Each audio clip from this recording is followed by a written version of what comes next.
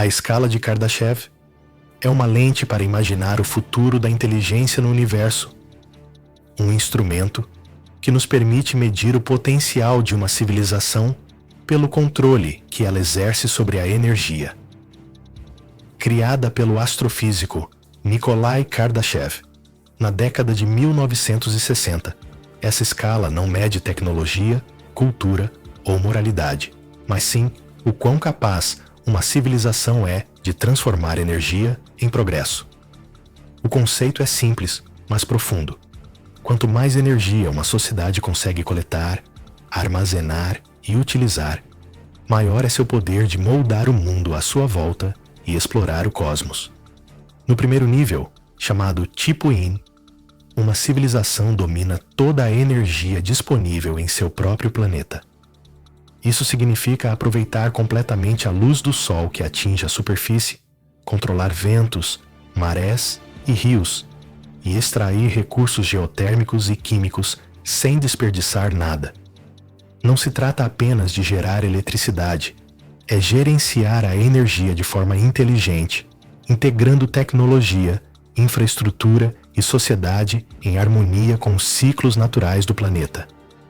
Uma civilização Tipo 1 consegue sustentar sua população e seu crescimento, sem esgotar os recursos, sem provocar catástrofes ecológicas e com um planejamento estratégico de longo prazo que transcende gerações.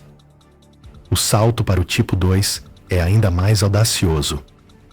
Uma civilização assim não se limita a um planeta. Ela consegue capturar e utilizar a energia de sua estrela. Imagine estruturas gigantescas orbitando um Sol, capazes de coletar sua luz e calor para abastecer mundos inteiros.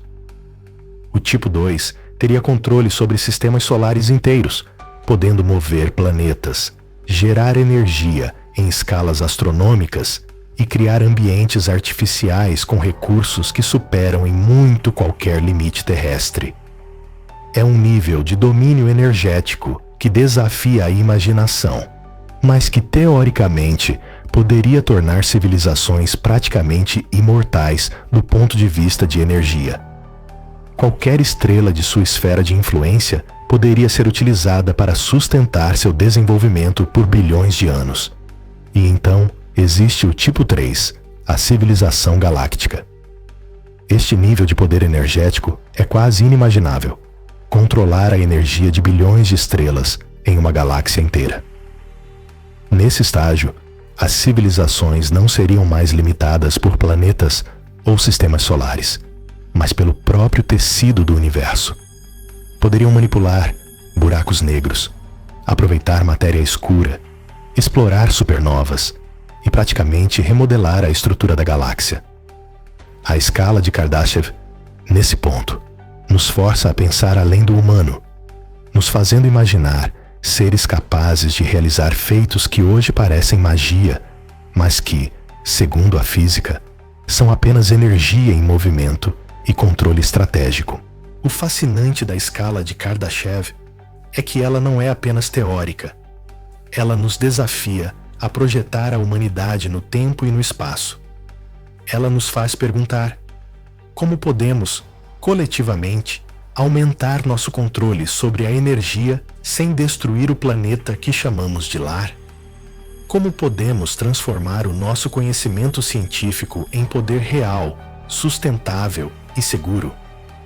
Cada nível da escala é um passo em direção a possibilidades que hoje parecem ficção científica, mas que, em termos de física e engenharia, podem ser compreendidas e planejadas. A escala também nos obriga a refletir sobre o tempo e a paciência. Não é questão de décadas, mas de séculos ou milênios. Cada decisão tecnológica, cada avanço científico, cada fracasso e cada sucesso moldam nossa trajetória. É uma escala que mede ambição e capacidade, que nos coloca frente a frente com nossos limites e com nosso potencial de superá-los. Mas se ainda não atingimos o Tipo Yin, surge a pergunta inevitável: como chegaremos lá? Para entender isso, precisamos olhar para trás, para a história da energia na humanidade. Cada salto no nosso desenvolvimento esteve diretamente ligado ao domínio de novas fontes energéticas. O fogo foi o primeiro grande avanço. Aprender a controlá-lo significava cozinhar alimentos, se aquecer, iluminar a noite e se proteger de predadores. Foi o ponto de partida que nos separou do resto do mundo animal, abrindo caminhos para pensar, criar e explorar. Depois veio a roda e, com ela, as primeiras formas de mecanização. A energia da água e do vento começou a ser aproveitada, transformando rios e moinhos em instrumentos de trabalho e produção. Na Revolução Industrial, as turbinas a vapor mudaram tudo novamente, liberando o potencial do carvão e abrindo espaço para fábricas, transporte e cidades maiores. Cada nova fonte de energia trouxe consigo a capacidade de crescer, de explorar territórios mais distantes, de construir sociedades mais complexas. No século XX, a energia elétrica se tornou o alicerce da vida moderna. Hidrelétricas, redes de distribuição e geradores transformaram paisagens e hábitos. Mas, apesar de todo esse progresso, ainda enfrentamos limitações. Hoje, cerca de 80% da nossa energia ainda vem de combustíveis fósseis, carvão, petróleo e gás natural, que além de finitos, são altamente poluentes. Estudos indicam que essas fontes não durarão mais do que um século, e o impacto ambiental é inegável. Ao longo da história, fica claro que a energia sempre foi a chave da evolução. Cada salto tecnológico, cada transformação social e econômica esteve diretamente ligado à nossa capacidade de acessar, controlar e transformar energia. Desde o fogo até as redes elétricas modernas, a história nos mostra que o domínio energético não é apenas uma questão de conforto ou conveniência, é uma questão de sobrevivência e crescimento. Mas, no século XX, surgiu algo que dominaria o imaginário das pessoas e poderia, de fato, nos levar ao salto energético necessário para alcançar a civilização de tipo 1, a energia nuclear. A descoberta da fissão, ainda nos anos 1930, abriu portas para um potencial inimaginável. Dividir núcleos pesados como o urânio liberava quantidades de energia enormes. Apenas 1 quilograma de urânio poderia gerar energia equivalente a milhões de quilos de carvão. Era a promessa de energia abundante, limpa em termos de emissão de gases e capaz de sustentar sociedades inteiras. No entanto, mesmo com esse custo-benefício inacreditável, a história da energia nuclear tomou um rumo diferente. A ambição humana se impôs. Ao invés de focar na produção de energia ilimitada e no progresso civilizacional, o homem decidiu transformar essa descoberta em uma arma de destruição em massa, a bomba atômica. De repente, termos como nuclear e fissão deixaram de evocar esperança e passaram a despertar medo na população mundial. Essa apreensão foi reforçada por acidentes catastróficos, como o de Chernobyl, que mostraram que, apesar do imenso potencial, a energia nuclear também traz riscos graves quando mal controlada. Como resultado, a humanidade foi se tornando cada vez mais cautelosa, hesitando em adotar essa tecnologia em larga escala, mesmo sabendo que ela poderia ser a chave para acessar níveis de energia até então inimagináveis. Mas a história da energia nuclear não termina na fissão. Um elemento novo entrou em cena: a fusão nuclear. Diferente da fissão, que divide núcleos pesados, a fusão consiste em unir núcleos leves, como o hidrogênio, liberando energia em escala colossal, similar ao que acontece no Sol.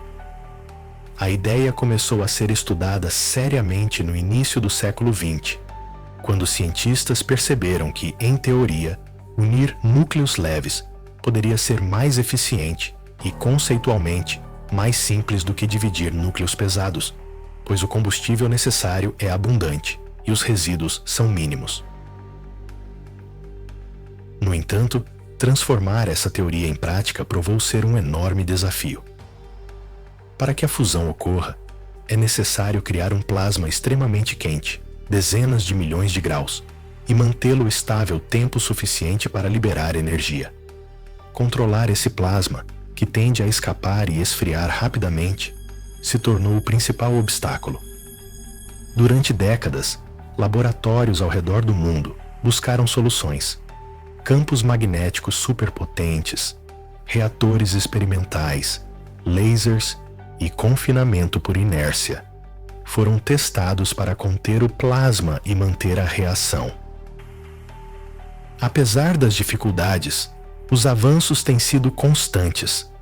Projetos como o ITER, na França, e o Sol chinês mostram que estamos nos aproximando de alcançar fusão controlada de forma sustentável.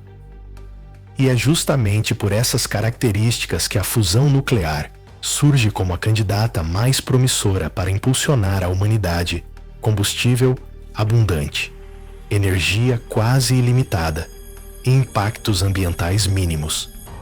Cada progresso nos aproxima de uma realidade onde a energia não seria mais um limitador, mas um motor para a evolução da sociedade.